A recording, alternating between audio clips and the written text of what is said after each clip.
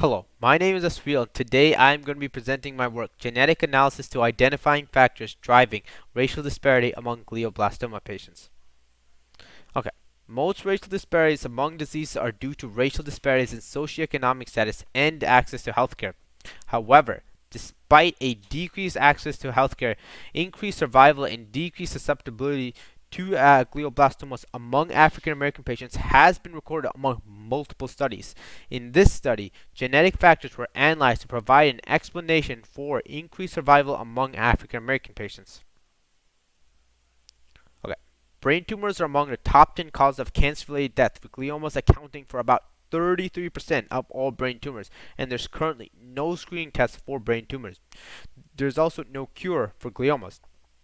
Glioblastoma is a type of glioma. Okay, methods. The next three slides are just me outlining the methods for this study. So CBioPortal is an open access and open source website that I use that allows for the genomic analysis for various datasets, including the Cancer Genome Atlas datasets, which is the ones that I used for this experiment. This slide just talks about how TCGA actually compiled the data in those datasets. Next, for the gene data analysis. For gene data analysis, I took I used two different gene datasets, both by TCGA, a survivor dataset and a race dataset. For the race dataset, I first split the race dataset into two different gene subsets, one for African Americans and one for Caucasians. I then looked at the mRNA expression data from each of those subsets, and then I sorted the gene subset by significance. Once I did that, I took the top 100 most significant genes and created my own gene list, which I then imported into Enricher, which gave me data about the most upregulated genes in those datasets and their statistical significance values, or p-values. I then used that same procedure for survivor dataset, and I looked at patterns between the data. Okay, results. The four results for this experiment.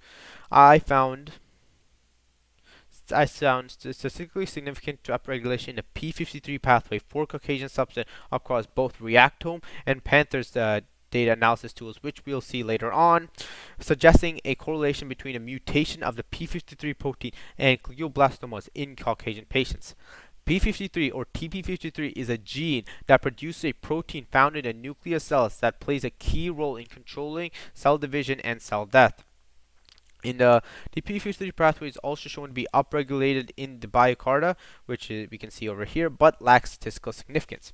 As for African Americans, unlike the Caucasian subset analysis, across three analyses of the African American subset, a common protein or gene pathway could not be found like the P53 for Caucasians.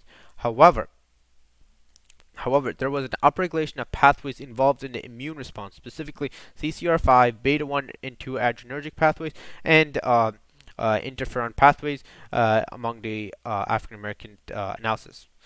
The CCR5 interferon pathways were shown to have statistical significance in the biocarda analysis, as shown over here. Interferon and CCR5 both showing statistical significance, while the beta 2 and beta 1 and 2 adrenergic pathways were shown to be upregulated in the pathway analysis, which again we'll see later on. However, they lack statistical significance. CCR5, also known as chemokine receptor type 5, is a protein on the surface of certain white blood cells that plays a key role in regulating immune response. Interferon on the pathway, on the other hand, plays a key role in the human immune response by identifying cancer and pathogens in the body and triggering a immune response. Again, you see a statistical significance for the P53 pathway among the Caucasian reactome analysis, and we see that again among the Caucasian subset analysis for the Panther analysis tool. For African Americans, we see beta 1 and 2 adrenergic pathways, both shown to be upregulated but lacking statistical significance, as stated earlier. For the survivor subset analysis, 7 statistically significant pathways were found. Similar to the African American subset analysis, pathways upregulated among multiple analyses could not be found.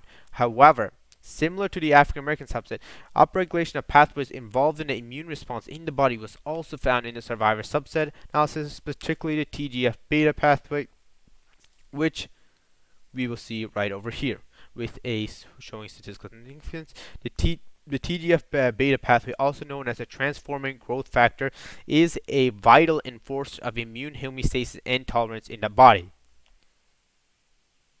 Right. Upregulation of multiple pathways involved in the immune response in both survivor and African American subset analysis suggests that an increased immune response could be the key in higher survival among African American glioblastoma patients. These results also suggest an increased immune response could be the driving factor in increased survival of African American glioblastoma patients as compared to their Caucasian counterparts, as stated earlier. The results, however, also suggest that immunotherapy, which involves the use of the body's own immune system to prevent, control, and eliminate cancer cells, could be key to preventing or to improving glioblastoma patient prognosis.